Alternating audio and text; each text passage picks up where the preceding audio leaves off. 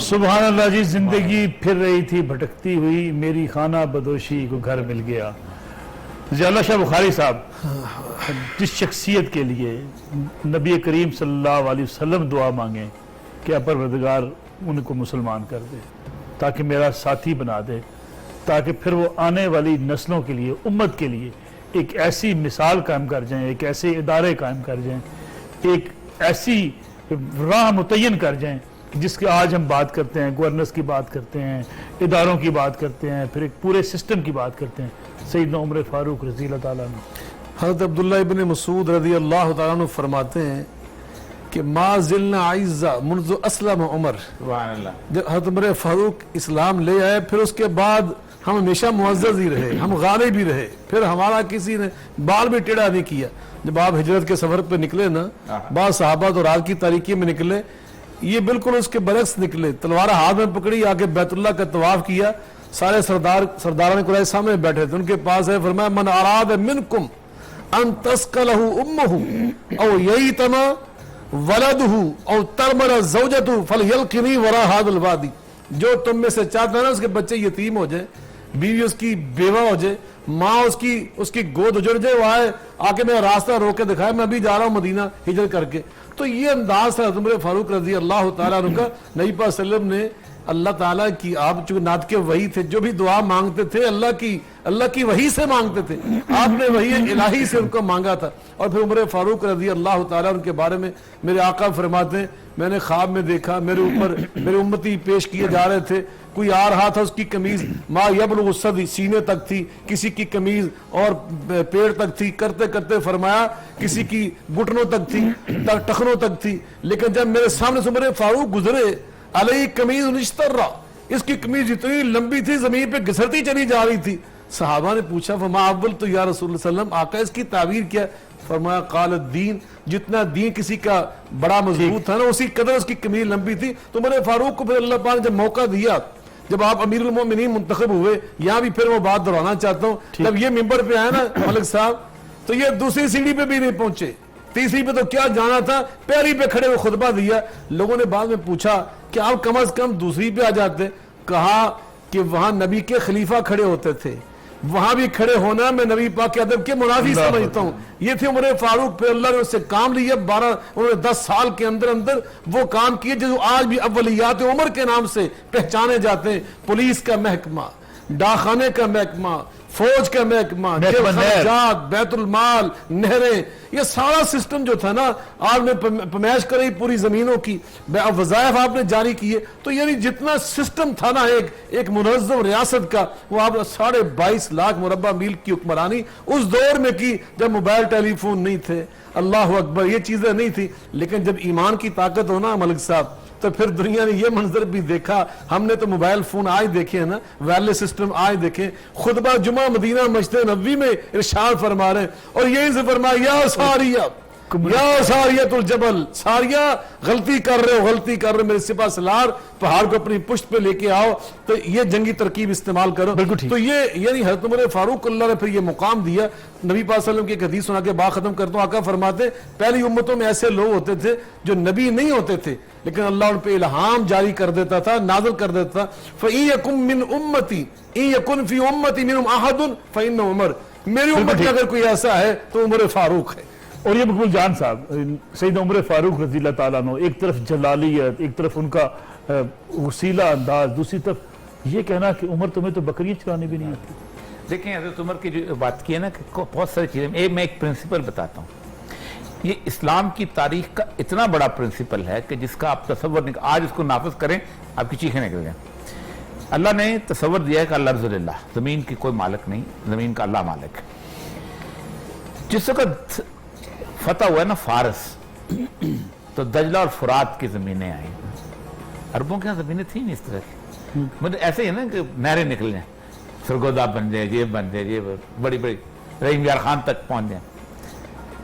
تمام صحابہ نے کہا کہ ہم یہ فتح کیے ہیں، یہ ہمیں الاٹ کرتے ہیں۔ میں بہت بڑی کانسیپٹ کی بات کر رہا ہوں، ہم باتیں کرتے ہیں اسلام کو، عمر کی ایک بات کو مانے آپ ٹھیک ہو جائیں۔ تمام صحابہ نے آپ نے فرمایا کہ یہ تم کو نہیں مل سکتی، کسی جرنیل کو کی زمین نہیں ہو سکتی ہے۔ 12 صحابہ حضرت عمر بیٹھے ہیں، ان کو 12 صحابہ جو تھے ان میں حضرت بلال بھی تھے اور ان لوگوں کو بھی کہ جنہوں نے کہا کہ جو ایک طرف تھے اور عمر ایک طرف تھے.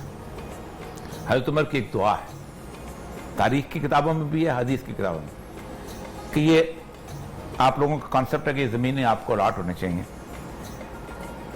اے اللہ اگر یہ سچے ہیں تو مجھے موت دے دے, میں سچا ہوں تو انہیں موت دے دے, اگر یہ ان کا موقف سچا ہے. 12 کے 12 صحابہ 6 مہینے کے اندر فوت ہوئے ہیں. آج آپ 2.5 مربع 3 مربع 4 مربع دیتے ہو. ساری زندگی مال فے کا تصور دیا کہ زمین جو بھی جیت کے آئے گا اس کی نہیں ہے. پھر ایک آدمی سے زمین واپس لے لی, کہا تم نے زمین واپس کرو. اس کا کیوں؟ میں نے کہا میں نے رسول اللہ سے سنا ہے جو 3 سال تک اپنی زمین خود نہیں کاشت کرتا اس سے ریاست واپس لے لے زمین. ادھر تو تصور تو حضرت عمر کے تو دیکھیں یہ معاشی مساوات کا ہے.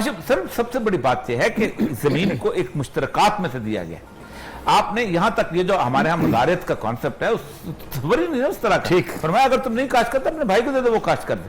بڑی بات. اور یہ صاحب ایک بریک مجبوری ہے, ایک بریک لینی ہے, بریک سے واپس آتے ہیں. تذکرہ ہوگا سیدنا عمر فاروق رضی اللہ تعالیٰ عنہ کو.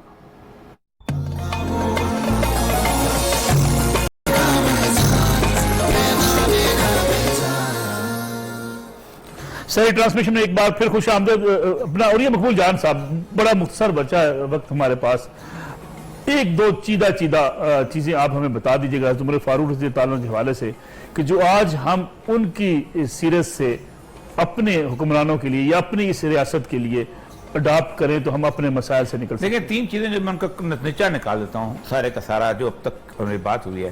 ایک تو یہ ہے کہ حکمران جو ہے he should be accountable to every citizen, ہر بندے کے سامنے جواب دے. یہ نہیں ہوتا کہ میں پارلیمنٹ کے سامنے جیسے عمر فاروق رضی اللہ جواب دیتے, یہ نہیں کہ میں پارلیمنٹ کے سامنے جواب دوں, فلاں کے جواب میں 5 سال کے بعد جواب دوں, نا, فوری طور پہ اسی وقت جواب دوں. ٹھیک. ایک تو یہ. اور دوسری بات یہ ہے کہ حکمران جو ہے اس کا جو لائف سٹائل ہے وہ ایک عام آدمی کی سطح سے بلند ہو, تاکہ وہ اس ٹیسٹ کو.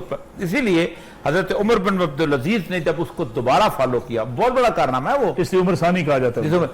اس لیے کہ ایک دفعہ جب امارت آ جائے پھر نکالا بڑا بھی, تو عمر کو ان کو زمانے میں زکوٰۃ دینے والا لوگ نکلتے تھے, زکوٰۃ لینے والا کوئی نہیں ہوتا تھا. یہ حالت ہو گئی تھی. دوسری چیز یہ ہے کہ آپ اختیار جو ہے وہ نچلی سطح پر تقسیم کر جتنا میکسیمم ہو سکتا ہے. اب کنسالیڈیشن آف پاور, سینٹرلائزیشن, مرکز کی مضبوطی, یہ اسلام میں بالکل نہیں ہے. اسلام ہر اس بندے کو, جو معاذ بن جبل کی مشہور حدیث ہے رسول اللہ صلی اللہ علیہ وسلم کی, آپ صلی اللہ علیہ وسلم نے پوچھا معاذ میں تمہیں یمن کا گورنر بنا کے بھیجا, کرو گے کیا؟ فرمایا یا رسول اللہ جو آپ کے بارے میں آپ جو قرآن میں لکھا ہے اس کے مطابق فیصلے کروں گا. پھر پوچھا پھر کیا کرو گے؟ فرمایا جو آپ کی حدیث سنت میں ملے گا وہ کرو. کہا نہ ملے تو پھر کیا کرو گے؟ فرمایا اجتہاد بالرأی, میں رائے سے اجتہاد کروں گا. آپ نے فرمایا یہ رسول کا رسول ہے, یہ اللہ, یعنی رائے کو, اور نیچے کی رائے یہ نہیں ہے میں نے بھیج دیا, میں پرائم منسٹر نے بھیجا, میں سینکشن لوں. بالکل ٹھیک. سینکشن سننے والا مسئلہ نہیں. بخاری صاحب آج ہم کیا کریں, آج کا کہ پیغام کیا آپ کا حضرت عمر فاروق رضی اللہ تعالیٰ عنہ کی پوری زندگی کا پیغام ہمارے لیے؟ سب سے پہلی بات, خلفائے راشدین اور خاص طور پہ شیخین کریم جن کی ہم آج بات کر رہے ہیں, ان کے طرز حکمرانی سے ہمیں جو پیغام مل رہا ہے وہ یہ ہے کہ اسلام کے نقطہ نظر سے حکمرانی ایک ذمہ داری ہے, ایک شرف نہیں ہے. سید القوم خادمہم, علامہ اقبال رحمۃ اللہ علیہ فرماتے ہیں سروری در دین ما خدمت است. بالکل ٹھیک. میرے دین میں, میرے نظام اسلام میں یہ جو سرداری اور حکمرانی ہوتی ہے یہ تو خدمت کا نام ہے. دوسری بات یہ کہ خدا خوفی, اللہ کا ڈر. کان فی وجہ عمر خطان اسودان من شدت البقاء, عمر فاروق کے رخساروں کے اوپر 2 سیاہ لکیریں پڑ گئی تھی, کثرت سے رو رو کر اللہ سے روتے تھے کہ یا اللہ میں ذمہ دار ہوں, کل میں نے اس کا جواب دینا ہے. تو یہ انداز حکمرانی کا, تو اللہ کا خوف جو ہے نا یہ انسان پر, تو ہمارے حکمرانوں کو چاہیے یہ طرز عمل اپنا ہے. تیسرا خدمت خلق, اللہ کی مخلوق کی خدمت, جس کے لیے اللہ پاک نے آپ کو اس منصب پہ بٹھایا، مخلوق کے لیے آسانیاں پیدا کریں، ان کے لیے آسانیاں. حضرت عمر فاروق نے جو آسانیاں پیدا کی، نئے شہر آباد کیے، پہلے شہروں کے اندر بالکل عوام کو اس طرح دھکیلنا، تو اس سے کیا ہوتا ہے، مسائل پیدا ہوتے ہیں. بس صاف احمد حمدانی سے آج سن لیں میرے خیال میں نعت رسول مقبول صلی اللہ علیہ وسلم جاتے جاتے، اور کل آپ کی خدمت میں ہم حاضر ہوں گے سیری ٹرانسمیشن میں سیدنا عثمان غنی رضی اللہ تعالیٰ عنہ اور حضرت علی رضی اللہ تعالیٰ عنہ کے دور خلافت کے بارے میں، اور آج ہمارے جو مسائل ہیں ان کو ان کے دور خلافت سے ہم رہنمائی کیسے لے سکتے ہیں، اس پہ بات کریں گے. لیکن جاتے جاتے آپ نعت سنیں گے بس صاف احمد حمدانی سے. بنے ہیں دونوں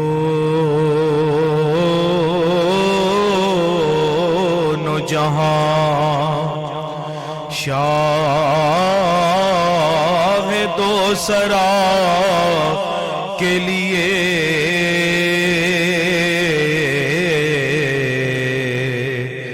سجی ہے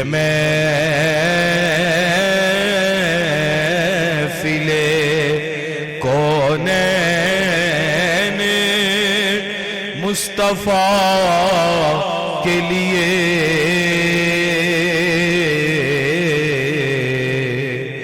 بنے ہیں دونوں جہاں، حضور نور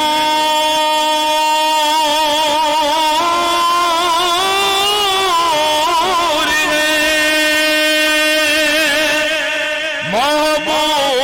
محمود ہے،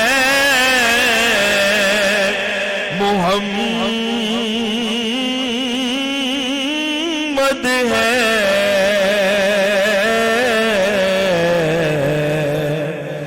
جگہ جگہ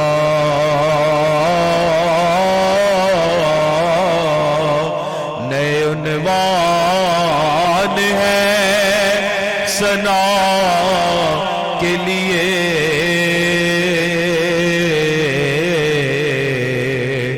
بنے ہیں دونوں جہاں، فراز طور پہ وہ بے نقاب کیوں ہوتے؟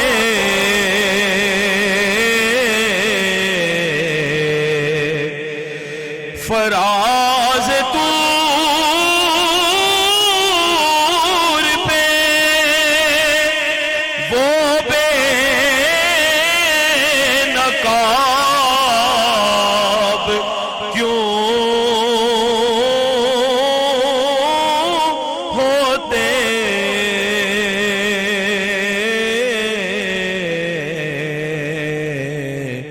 کہ آشنا کی تجلی تھی آشنا کے لیے.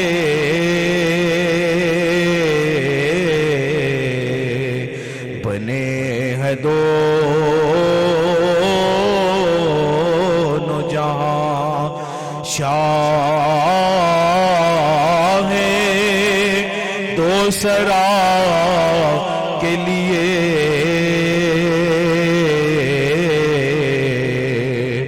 سجی ہے میں